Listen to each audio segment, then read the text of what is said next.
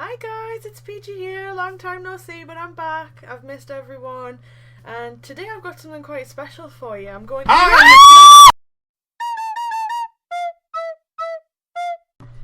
I'm really sorry about that. That wasn't my idea at all. That was Alex's idea. Yeah, that was my idea. You can take full credit for that, yeah, darling.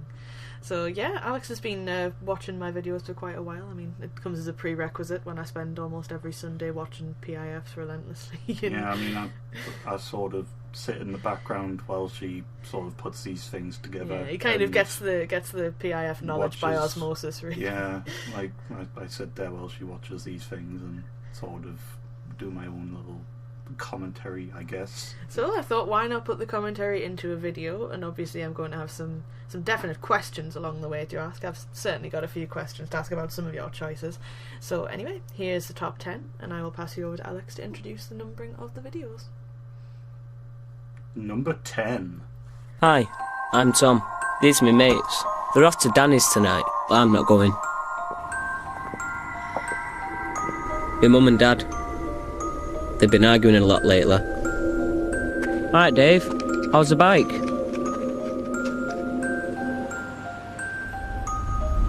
Hey, that's Debbie. She's meant to be going out with me, but she's with Tarek. Again. Debbie!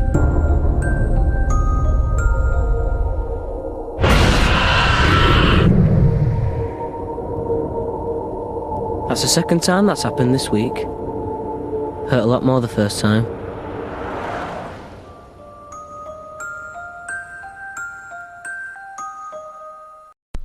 Right, so this is my house from the infamous Think campaign, and I mean, just a bit of context, while we were watching these, we actually made a couple of notes, and we're going to compare these notes now. So for the first thing I've got written down is that Tom is perhaps the most Yorkshire kid ever.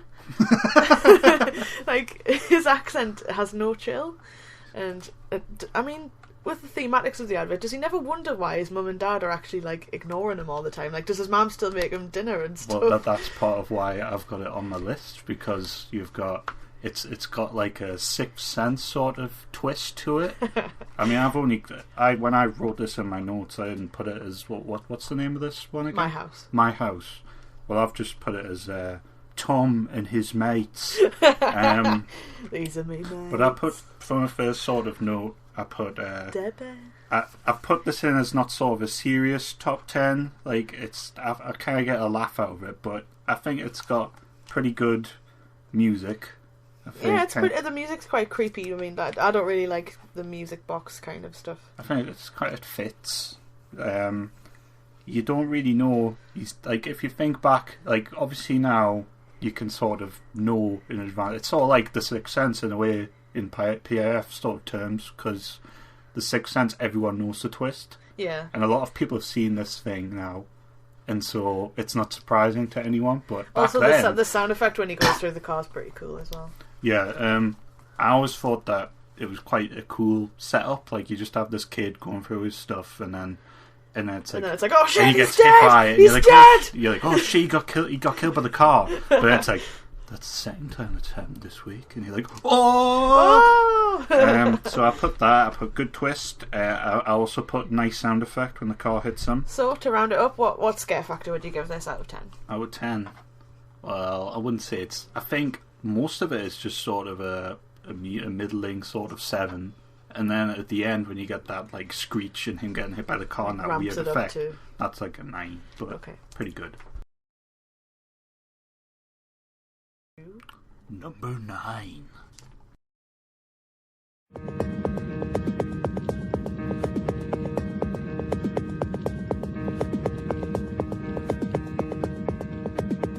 Life depends on the warmth of the sun being trapped by a layer of gases that surround the Earth. We now produce so much of these heat-trapping gases that the layer is getting thicker, heating the world, changing our climate and threatening our way of life. As the world gets hotter, the climate will change and some of the extreme effects we have witnessed will become more frequent, making our planet a more hostile place to live.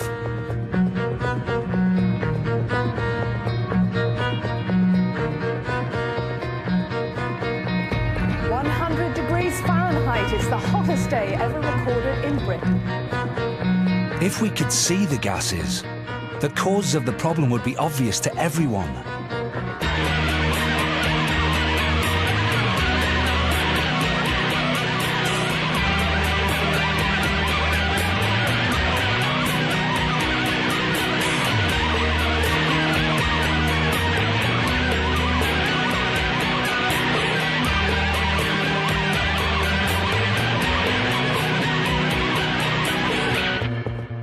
And if you could see the effect we are having on our planet, you'd do something about it.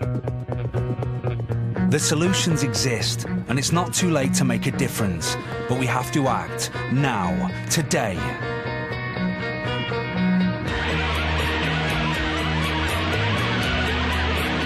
Government, industry, and individuals acting together to tackle the problem.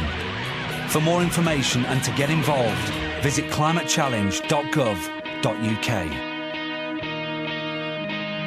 Tomorrow's climate is today's challenge. Okay, so this one's the one with climate. I've literally just got it down as climate change with the cool music, because that's basically what it is. Yeah, I've just got it as climate change, and keeping with that, my first point that I made was sweet music. I wouldn't call it sweet when it gets to the bloody screechy violins. Yeah, I've got this as my 9 because I think it feels very urgent, like it's sort of a call to arms almost. You see, I can argue with that because I think it's a bit overlong for what it tries to do. Like, it's 2 minutes long. 2 minutes is, yeah, it's quite long. And also, like, the voiceover guy, he's a little bit, he's not really needed. I think it would have been better if it was just some text on a screen. But I've actually got a note that says the voiceover is kind of shit. But you're probably questioning why I've got this as number 9 now. But I've actually got feels very urgent. It's got a good build up. It starts slow. It's just got that violin. It's got the do. Then it's like, but then it breaks. It's like, oh no! If you could see what you were doing, and it goes into the crazy stuff. Yeah. I thought the clips, like the stock images, were used well. I've literally got written down archive footage is good. Archive footage looks very good. The creepy reveal and then the scary, crazy music. But it ends on a positive note. It's not just, oh, look, scary, climate change is going to kill your dog and your family. We'll get onto that one later. It ends on a sort of, we can change, with the shit voiceover. Yeah. He's like, we can do it, don't worry. Is he Chaz Corbin? Yeah. He turns into sort of Tom and his mates a little. I'm going to change the world. This is Tom, and these are my climate change mates. I don't know, but I think it's quite good. I think it's effective. A bit long, voiceover's kind of shitty, but I like it. So, scare factor overall?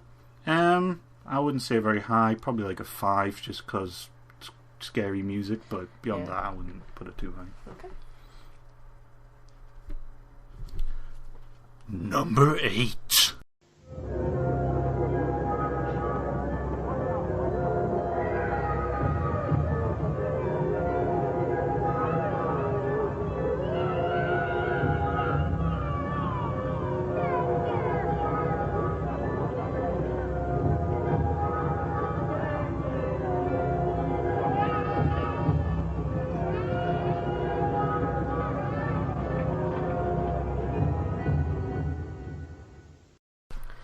Okay, I was really looking forward to reviewing this one, and actually I'm going to just pass my notepad over to Alex there and he can read out what I've actually said about this one.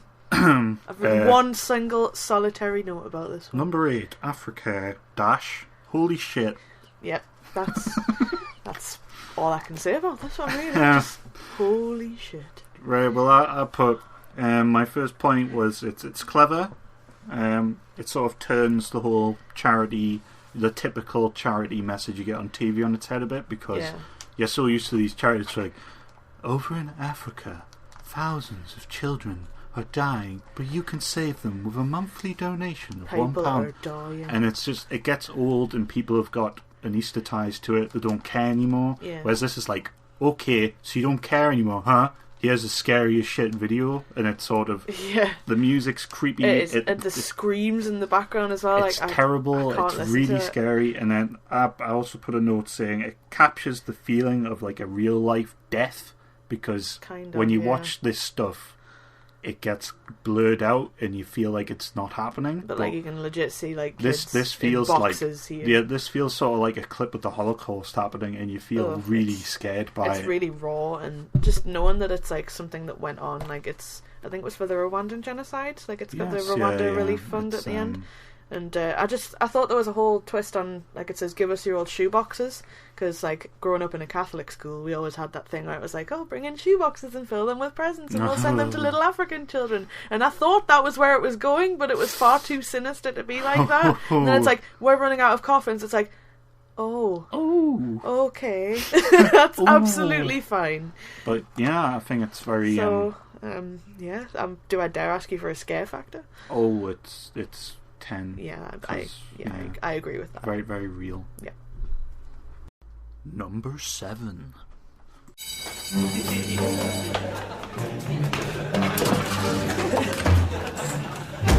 Je vais aller droit au but.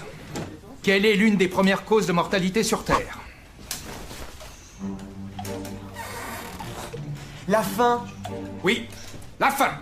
Fayot. Le nerf de la guerre. L'un de nos plus gros marchés. Et pour combien de temps? Et qui nous menace?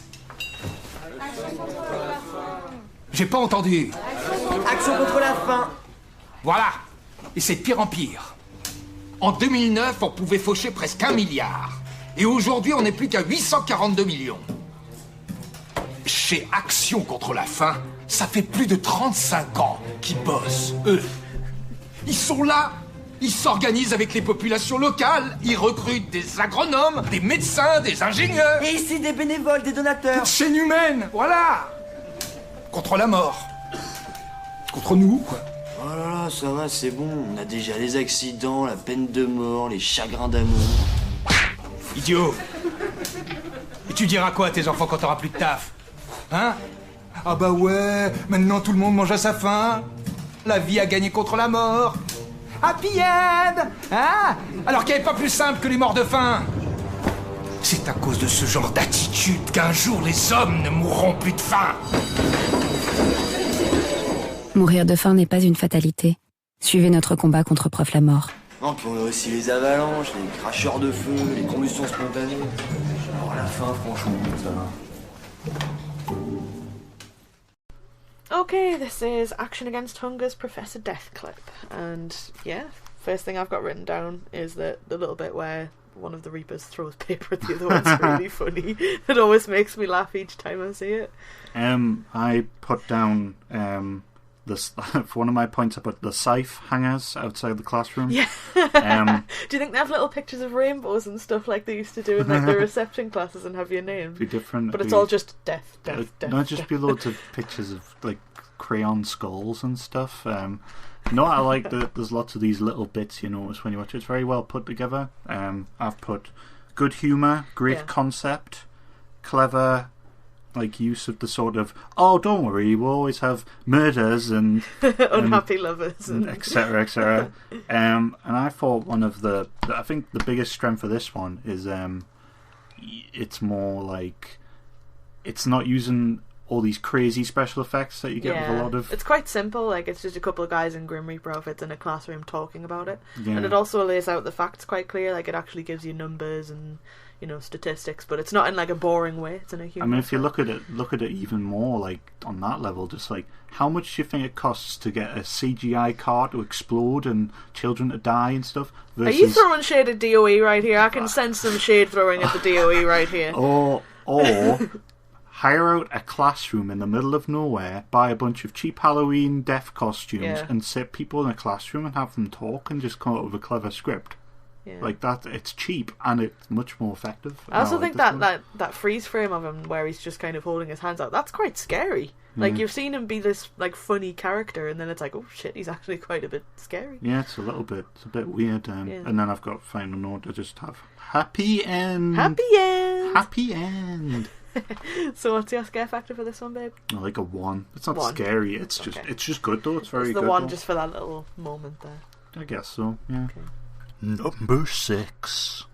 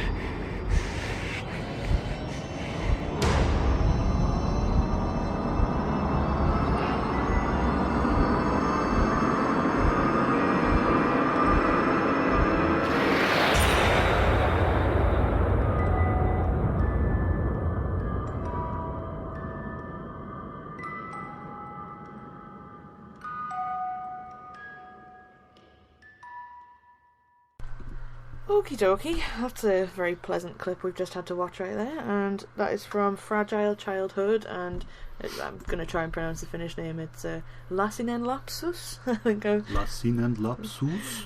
Sorry for butchering your language, love the PIF, I'm thoroughly sorry. But yeah, fucking terrifying. I like this one.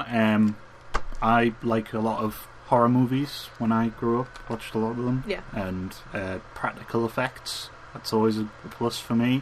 No CGI here, lots of practical stuff. Creepy. So I've got scary, practical effects. Messages on point. I think most kids are kind of intimidated when they see like their parents drunk. Yeah, I mean it's not really like a big problem over here. I don't know whether it's like it must be a big problem in Finland if it's like if they're creating Finland campaigns. have a high alcohol Yeah. sort of drinking level. I've heard anyway. I've seen that.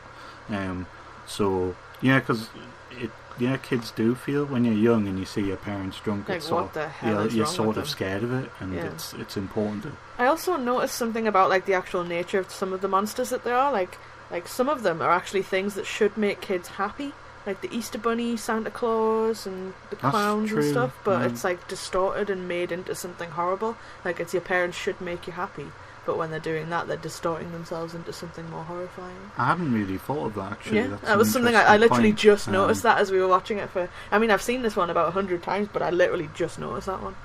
I've got my last point. I think the scariest monster, I don't know if any, like you would actually share this thought, but I think the scariest monster is the last one.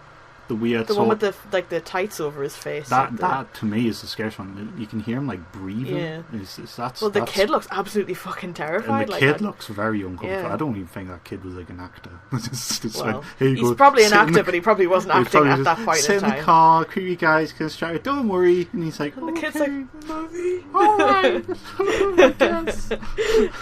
So yeah, I think this is probably going to be a high scare factor from you for this one. Yeah.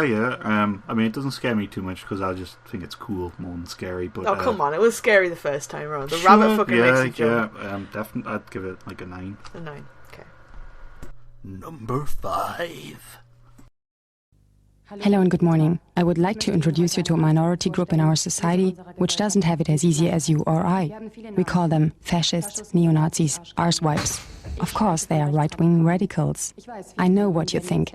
They are dumb, brutal, and a neurotic danger to society. You're certainly right there. But let's take a closer look. In everyday life, a right-wing activist has to cope with obstacles which other people wouldn't even notice. When compared with us normal people, for him, the task of making contact socially can be extraordinarily difficult. The result, isolation and loneliness. Similarly, the right-wing activist's desperate bids for social recognition, perhaps through sporting achievement, only seldom meet with success. And it is a fact all too often overlooked that the majority of public buildings are simply not designed with the needs of a right-wing activist in mind. These pictures make it quite clear. Right-wing activists need our consideration and our help as well. For example, through social projects designed to make them feel as full and equal members of society. Okay, this is a campaign from the Initiative Against Right-Wing Violence, and I think probably a lot of people who've been on the internet have seen it. It's done the rounds quite a lot, and I've only got a couple of things to say about it, really. I like how it presents like a news feature, and it literally doesn't pull any punches. Like, it just calls them arse wipes and makes them into these weird inanimate objects that get their arms cut off. It's funny. I saw this way before I met you. I saw this, like, I remember watching this when YouTube had just sort of become a thing. I remember finding this and just being, this is amazing, and then later sort of passing it to you and going, oh, this is incredible. You only just recently, like, realised it's actually a PIF. I didn't realise. I didn't really know what I was looking at. I thought it was like a stand-up thing, but it's actually like a piece from like a comedy show. Yeah, I thought it was just some foreign comedy thing. I love it. It's hilarious. It's got a really clever joke premise, the whole they can't put their hands down. Nazi salute thing, and I get a real chuckle every time that the guy swings his arm around and knocks over the drinks, and then the guy like lifting up the phone and going, hello, hello. Just every, like, in the boxing, and the guy just got his arm up and then like a boxing glove on one hand, and it's just super clever, and it's just endlessly amusing and funny. It is very clever. They should screen something like that over here. I think there's a lot of right-wing douchebags who could benefit from seeing something like this. It's very, very funny, and it's just the best way to, like, make a group that you don't want to get popular look sort of like, you know, to reduce that popularity. Basically, take the piss, make fun of them. Like, if you want to, like, no, not to get too current, but here we go. So, you know, if I say something stupid here, then it's all on me here. But if you want to, like, delegitimize, you know, radical Islam, do something similar like this. Do sort of a funny piss take, and then, but make it so it sort of appeals, and it's, you know, not too offensive, and that would... I don't think you could literally do that without it being the very meaning of the term too offensive. It would probably piss off everyone, but I think this one's very, very good. It's got no scare factor unless you find Nazis scary. So it's a 0 from you, is it? Either a 0 or maybe a 1, because a guy's arm comes off, I guess. I don't think that's scary. Well, alright then. 0. Number 4.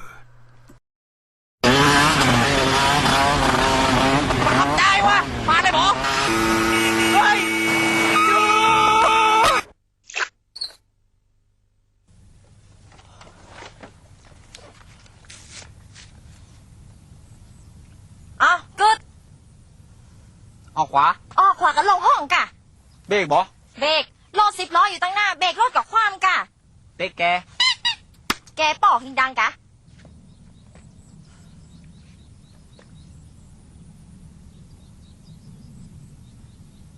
เอาอีกชีวิตจริงไม่มีเวลาคิดนานขนาดนี้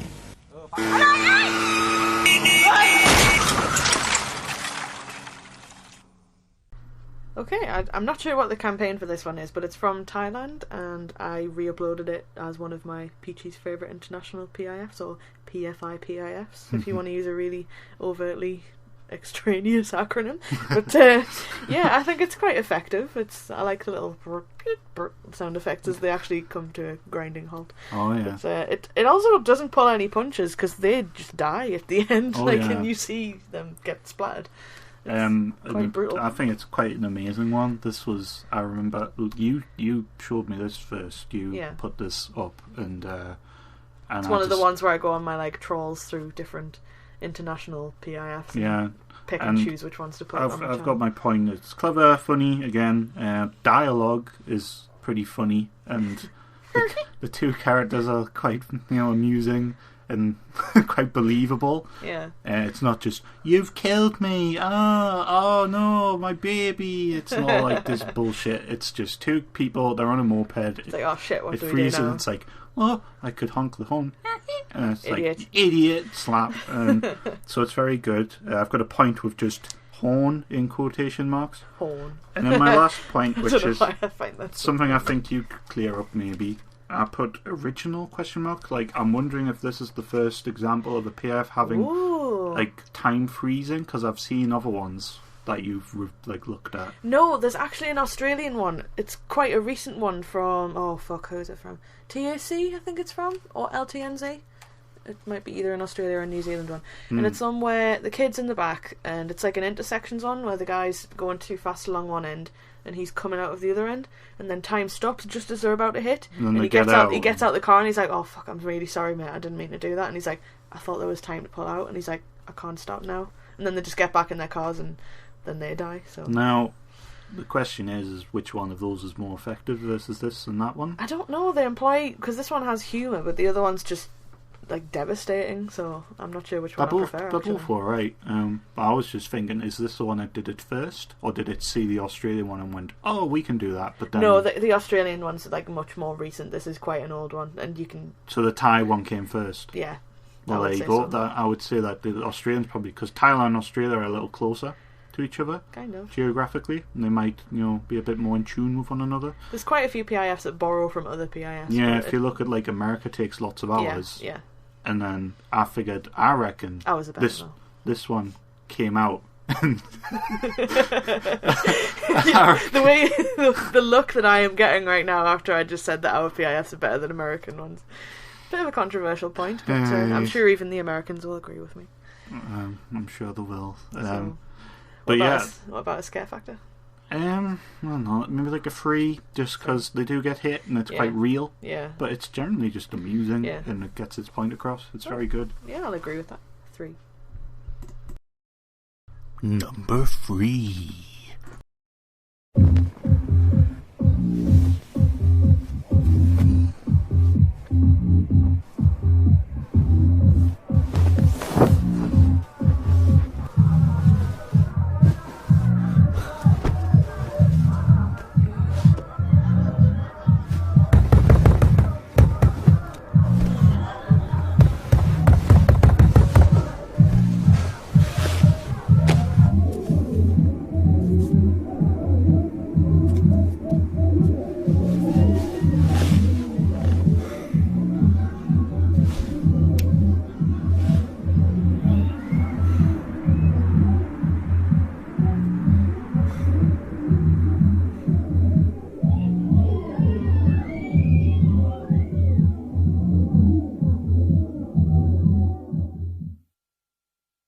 Okay, this is one from my homeboys, Amnesty International, and it's one of my favourites actually. It's kind of like insinuating that they are going to lose sleep over human rights activism, which is my bag, and you know that I'm into, and you know I've been into for a lot of years, which is pretty good. Like the idea that I might make, Kim Jong-un lose some sleep is pretty cool idea.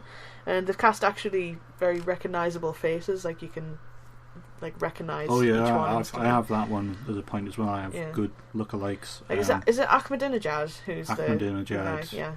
Gaddafi and Kim Jong-il. Yeah.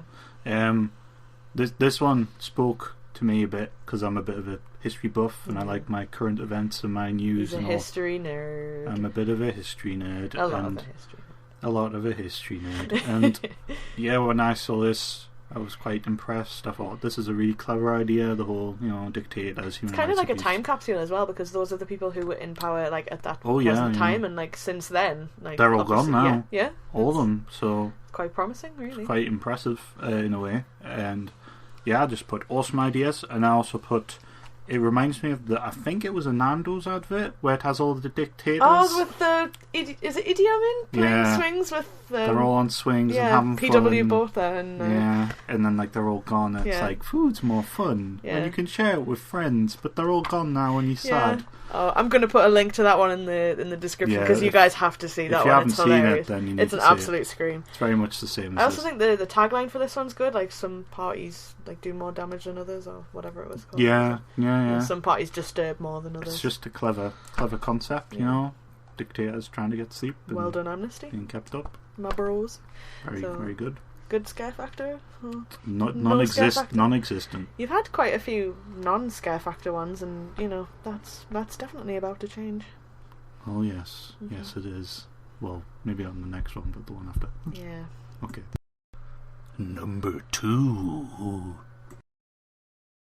劇場内での映画の撮影・録音は犯罪です。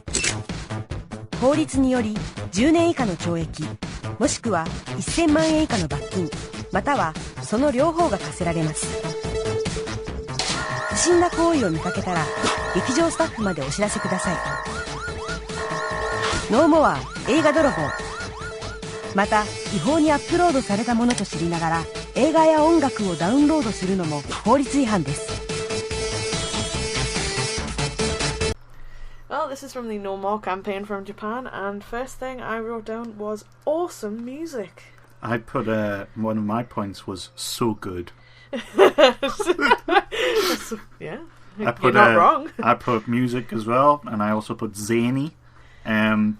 I think this is such a close number 1 and 2 for me. I absolutely love this thing. This is one of the most amazing. Do you reckon you could got like a cosplay dressed up as that guy and That start would be dancing incredible. around, and if people recognise you? Japan have this whole culture of loving mascots. Yeah. And it really works for this because I love the guy with the siren and just his little hand gestures. But then all of the acting, like I mean, you call it acting, but like all this sort of like crazy movements they're doing, it works so well. Like, very exaggerated and very like notable so character. Good though, and you don't come out of it like the problem with anti-piracy is it's controversial. Not everyone feels the same about it. Some people are like, "Oh, it's stealing." Other people are like, "Well, screw them." But if you show this to anyone, they'll be like, "Wow, that's." People are going to come out of this cool. thing and go, "This is incredible. This was funny. I had a lot of fun watching this, even though I might not care about the message or whatever."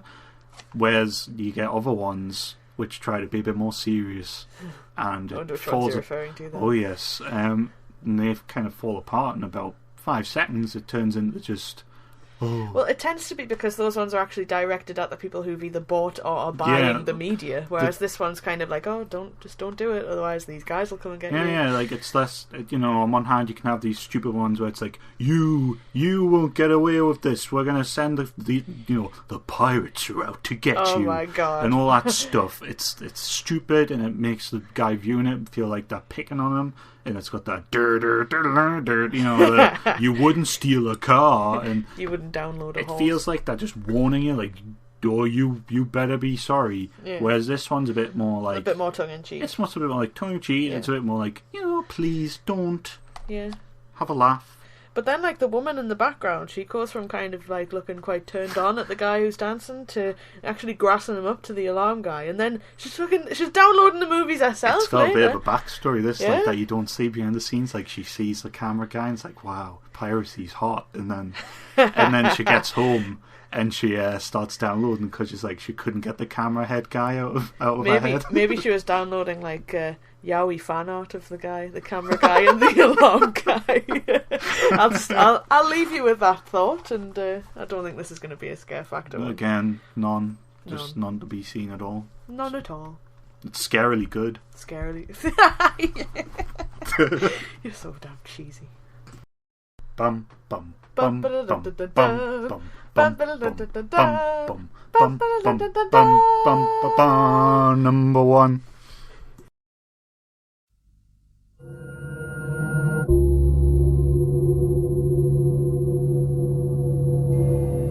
Loneliness, emptiness,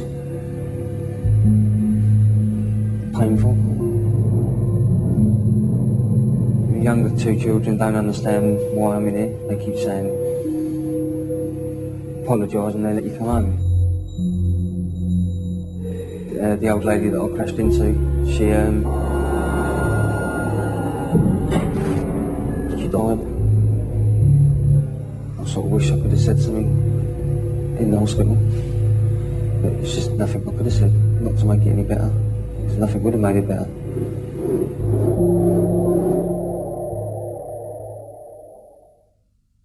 Alex, you know that I hate this one. I absolutely fucking... Why did you make me watch this one? Like, you know I don't like it, man. Oh. Like, it literally makes me feel uncomfortable. It gives me, like, the creeps. I don't like it. I love this one. I know you do. And a lot of people are going to be like, why? What the hell is wrong with you? Why do you like this one so much? What? Why? But I think this hits the nail on the head of what a drink driving thing should be. What, should make you shit your pants and never want to touch a drink ever again? The problem with PIF... Makes you want to drink to forget what you've just fucking seen. The problem with drink driving PIFs, and this is what I get from watching you sort of watch them, which is weird. Second-hand watching. Second-hand watching, like second-hand smoking, which is not a PIF joke. Well, the problem with them is they sort of bash you over, like, it's so unsubtle. Like, they go, oh, it's got a guy and he's drinking and driving and he's having a merry time and he hits a kid and it's like, oh no, what have I done? And it's like, if you drink and drive, this happens to you. And it becomes a cliche and it's so fucking terrible. But this isn't like bashing you over the head. It's subtle. It's got this guy who, I've got a note, and as I've just put, guy looks pretty fucked up. Like, when you look at him, he looks disturbed. It's like the camera's right on his eyes as well. Like, you can't break eye contact with him. He's got a really, like, haunted look. I put haunted as a description. Yeah. It's got disturbing, weird images, and then the music in the background is, like, it's like Silent perfect. Hill. It's so well put. Like, you may not like it, and you may think it's disturbing, but it's really well put together. Like, it's well crafted as a piece of film, and then it's brilliant filmmaking and brilliant like cinematography and imagery. But I think it just really puts the shitters up me. I hate it.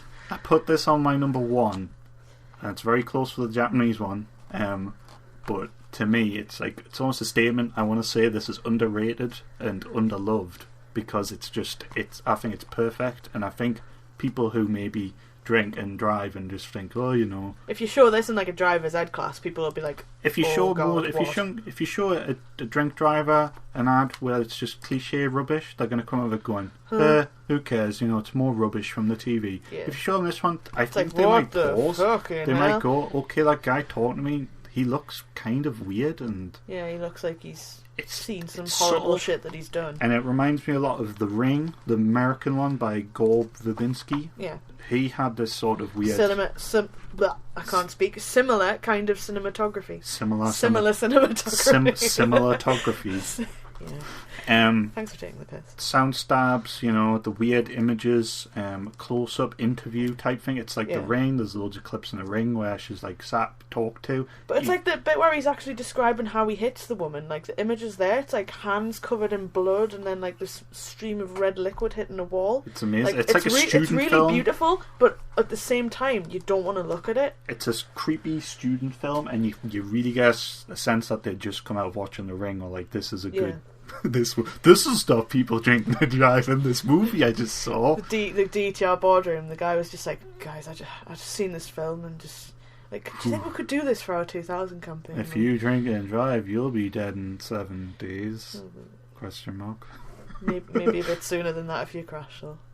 But yeah, I love it. It's great, and I'm sure everyone's gonna not agree with me, but whatever. Well, in terms of scare factor, you can say what the fuck you want, but I'm instantly going to overrule you and say it's a 10. I'll say it's 11. I think it's the scariest PIF ever.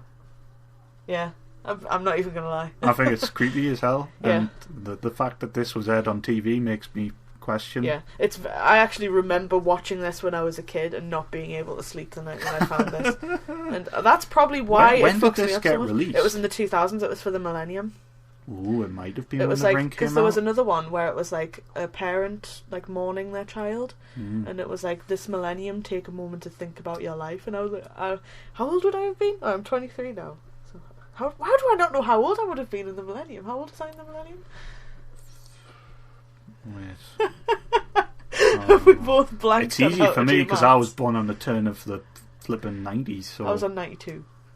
So 2 years, 2000. So I would have been like 10, and then you would have been 8. 8, yes. I was 8 years old when I saw this on the television. 8 years old. If this was made before The Ring, I'd be even more impressed. Yeah, maybe The Ring actually took inspiration from DTR. Jesus, ooh. That's a thought.